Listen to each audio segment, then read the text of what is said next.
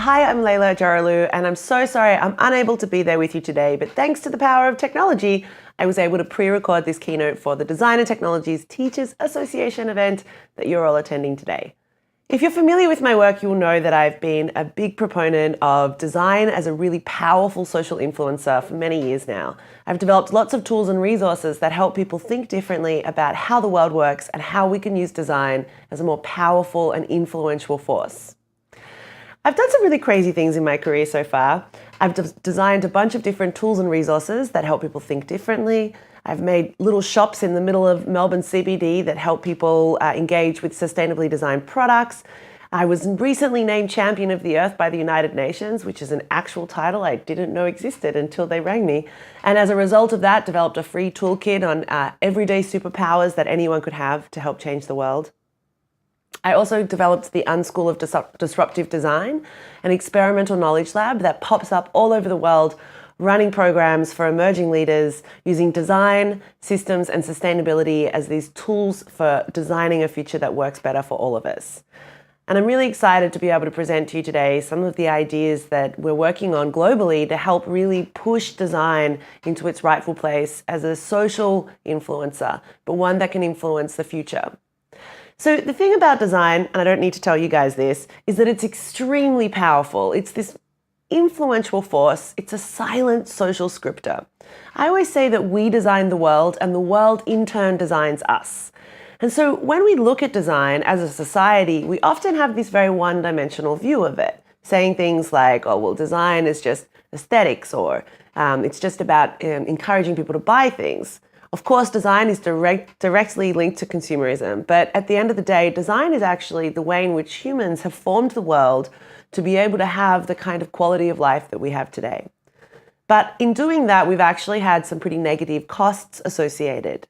I'm sure as well you're all very familiar with the environmental and social impacts that the designed world has resulted in, whether it be the ocean plastic waste problem we have as a result of a transition rapidly to a very disposable society, or whether it be the carbon emissions that we're releasing from all of the different industrial activities, or even just as simple as the unintended consequences of us encouraging designers and creatives to constantly evolve their creative productions so that we have more and more of the same kind of products on the market, increasing competition, and then ultimately people go and buy more stuff they don't need, and then they end up wasting it, and the cycle of consumption continues.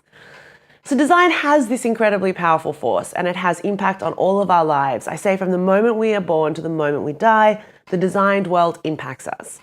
And so there is so much opportunity within that for us to be able to use design as an intentionally, positively disruptive force to help us design a future that works better for all of us. Sustainability is one of the biggest challenges that we face, but it's also one of the biggest opportunities. And that's really one of the most exciting things about the creative world and about looking at sustainability and all of these problems. I always say we want to create problem lovers, not problem avoiders when we're teaching design. Because at the end of the day, if we try to avoid some of these big complex problems that we have, such as the 17 United Nations Sustainable Development Goals that outline all of the different social and environmental problems we collectively face, if we try to address these with curiosity and a kind of excitement about the possibility of what the future holds, then we're more likely to be able to come up with the kinds of innovative technologies and design solutions that will help us evolve and solve some of those complex issues. So one of the really big things happening globally right now is we're transitioning from what's called a linear economy, where we take things out of the ground, we process them into raw materials, and then we put them back in the ground as waste. That linear system that the entire economy has been based on for so long, and which designers have often served, is now being transitioned into a circular economy. And a circular economy is really where we take the consideration across the entire life of the products that we produce, and we design services that fit within systems and service delivery systems. So a product is no longer just produced and sold to an end user, but it is now designed within a very beautifully constructed system and service delivery model. And by doing this, we can actually control the environmental and social impacts, and we give the responsibility of the production back to the producer, who's the one making all of the financial rewards to begin with. So a circular economy is very, very, very popular in Europe right now. We see China has a mandate around circular economy. The US is increasing its engagement at the kind of more industry level. And I know that in Australia, the circular economy has been a term that people have been starting to pick up and understand. I've been working a lot in the last few years to develop resources and tools for circular design, so the way in which designers can engage with the circular economy and produce those product service systems in more beautiful, elegant and sustainable ways. So I've developed a lot of tools and resources that you can access from my online school, Unschools Online. Actually, it's the other way around, online.unschools.co. And on that, you can find a bunch of free resources, such as the Superpower Kit that I mentioned, our Post-Disposable Activation Kit, which is a really amazing initiative that we've got, a global challenge to see how quickly all 7.4 billion people can get to a point of post-disposability in the way we design and consume things. And we have design challenges in there that you can use, and we also have a lot of tools and resources for educators. And actually, by the time you're watching this, there should be a new suite of free educational tools that are on the circular economy designed specifically for high school students that I've been developing with the Finnish education system. And so I'm really excited to be able to run through some of those details with you today as well, and to help kind of get you to think about the role that we can all play in designing a curriculum and educational support tools that are really about pushing at the boundaries of what design is, because design has been an incredible server of the industrial economy, and it's something that does touch all of our lives, but that also can have, as I said, those negative and unintended consequences. Let me give you a couple examples. So right now we have this really big problem of ocean plastic waste. If you're not familiar with it, it's predicted that by 2050 there'll be more plastic in the ocean than fish. That's for large pieces of obvious plastic. But one of the big issues that we've also discovered is microfibers. Microfibers are tiny, tiny, tiny little pieces of plastic that are suspended in the ocean. And unfortunately, they get eaten by fish and they bioaccumulate in the fish as fatty tissue. And then ultimately, if you eat fish, you will be ingesting microplastics. But where do they actually come from? Like, where are microplastics coming from? And I find this very interesting. Early on, we discovered that a lot of it was coming from our clothes. Now, most of our clothes have synthetic fibers in them to make them elastic or make them more durable. And every time you wash them, they slowly shed some of those fibers. And so as they're shedding those fibers, they get washed down into the ocean. They're so small, they float around the ocean. So that's one source. Another source that I'm sure many of you are familiar with, because it's been quite controversial, is in beauty products. The ones that exfoliate, they started to put tiny little plastic microbeads in there, which to begin with was pretty stupid. But somebody did come up with that idea and everyone agreed to it. And so then that got banned in a lot of countries, because obviously there was a direct correlation between the product and the environmental degradation. But the thing that I found out recently I find fascinating is that a large percentage of the ocean plastic microfibers comes from, wait for it, car tires. I didn't realize this. And now that I know it, I can't stop thinking about it, because what do we have to do to our tires regularly? Get them replaced because they go bald. So they're slowly degenerating, just as our clothes do. We have to replace our clothes because after a certain number of washes, they get threadbare. So where are those threads going? They're going to the ocean. And this kind of thinking is what we call systems thinking. Understanding the interconnected relationships of the things that we make, the things that we do, and the impact that we have on the world. Obviously, we are all part of a connected system that is the biosphere, this one beautiful planet that we all live on.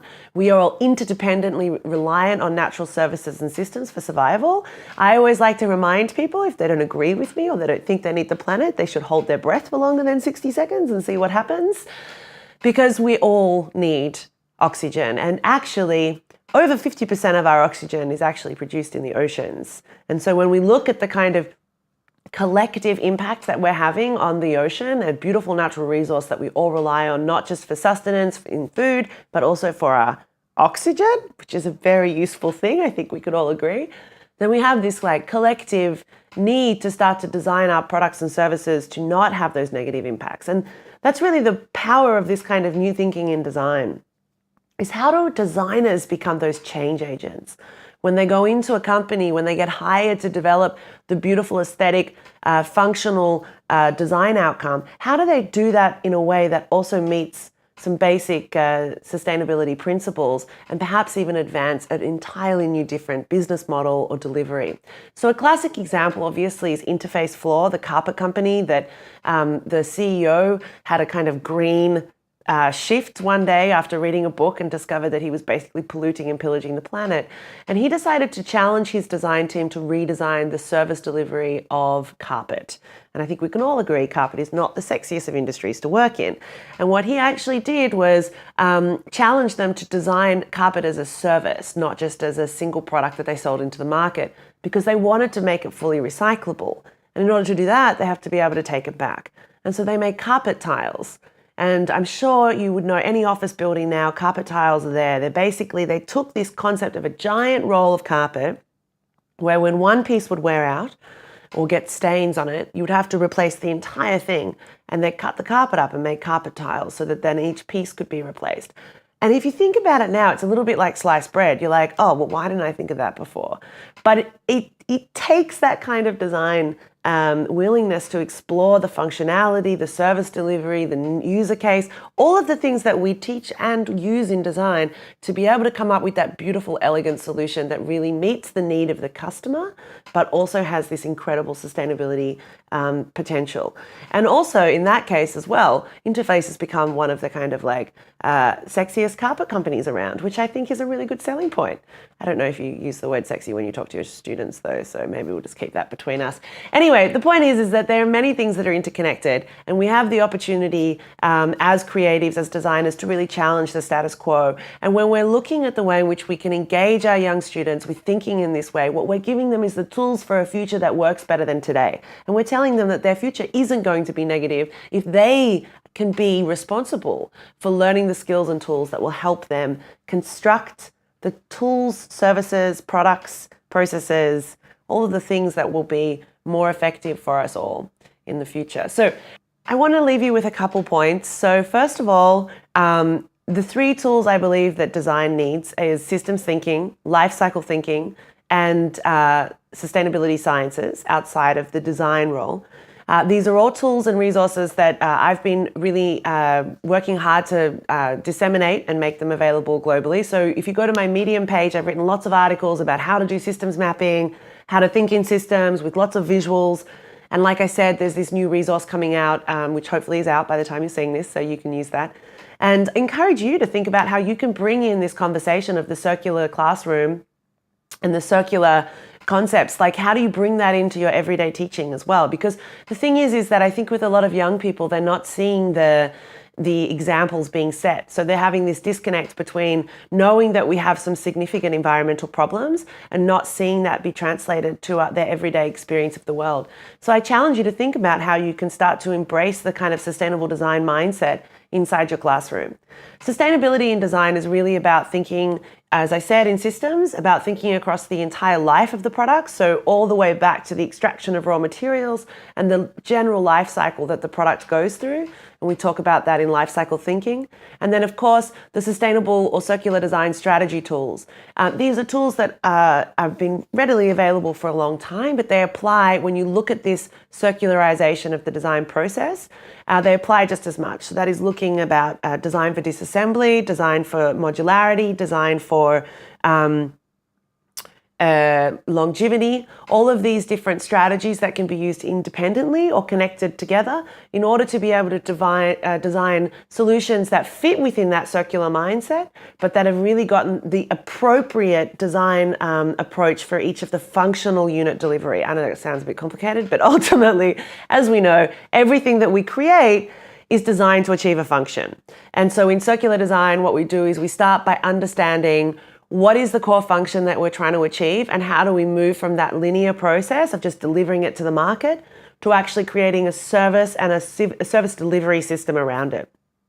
Anyway, I think I've shared enough with you now, and I hope that I've helped to inspire some of your thinking and conversation, but I want to leave you with a question. I want to leave you with a question to discuss over your next coffee break, and that is, how do you guys work together? Because collaboration is one of the keys to success in this space. How do you work together to create the tools, resources, and the networks that will help you inspire the next generation of creative leaders? That is the challenge that we all have. So thank you so much for your time, and I hope I do get to be with you in person again in the future.